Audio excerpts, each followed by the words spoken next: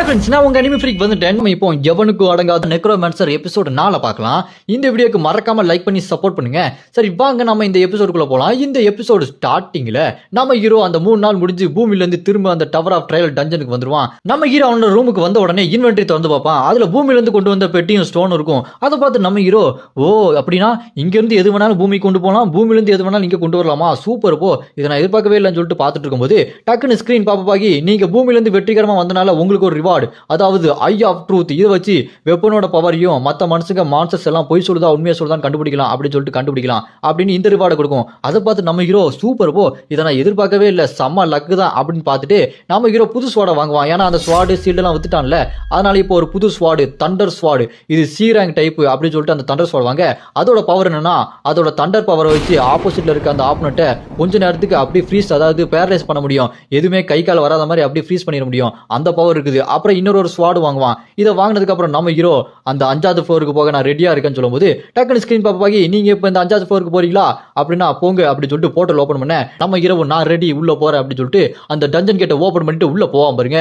இந்த டஞ்சன்ல இருக்க மான்ஸ்டர் என்னன்னா ஓநாய் மனிதன். இந்த ஓநாய் மனிதனை நீங்க கொல்லல நீங்க செத்துருவீங்க அப்படின்னு சொல்லிட்டு சிஸ்டம் சொல்ல நம்ம ஹீரோ ரெடியா உள்ள போவான் பாருங்க.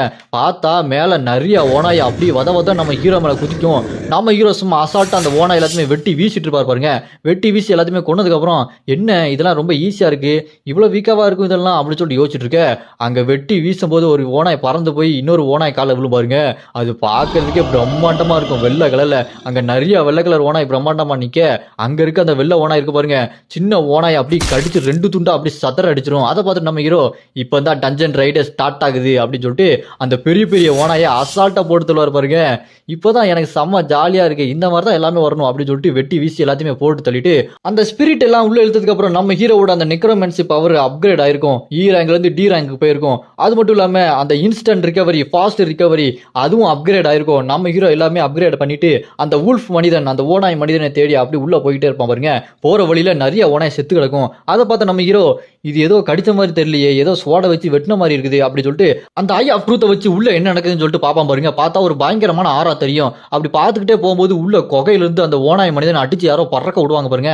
அவன் பறந்து விழுந்து அந்த ஓநாய் மனிதன் செத்து போயிடுவான். அதை பார்த்து நம்ம ஹீரோ இவப்புறா செத்து போனா யாரா பண்ணது அப்படின்னு சொல்லிட்டு பார்த்தா ஒருத்தன் கவசத்தெல்லாம் போட்டுட்டு பார்க்கறதுக்கே அழுக்கு மாதிரி பல்கா இருக்கான். அப்ப டக்குன்னு ஸ்கிரீன் பாப்பாகி இங்க ஒரு தப்பு நடந்து போச்சு, எவனோ ஒருத்தன் ஊடுருவிட்டான், உங்களோட டாஸ்க் மாற்றி அமைக்கப்பட்டது, இப்ப நீங்க ஓநாய் மனிதனை கொல்ல வேண்டாம், அந்த ஊடுருவல் பண்ண அவனை தான் நீங்க கொல்லணும் அப்படின்னு சொல்ல அவன் வேற ஒரு டைமென்ஷன்ல இருந்து வந்திருக்கான் அப்படின்னு சொல்லி சிஸ்டம் சொல்லுவோம். அதை கேட்டு நம்ம ஹீரோ என்னது இவன் வேற ஒரு டைமென்ஷன்ல இருந்து வந்திருக்கானா அப்படின்னா இந்த மாதிரி டவர் ஆஃப் ட்ரையல்ஸ் நிறைய இருக்குதா, என்னடா சொல்றீங்க, ஏதோ திணிச்சா சொல்றீங்களா அப்படின்னு சொல்ல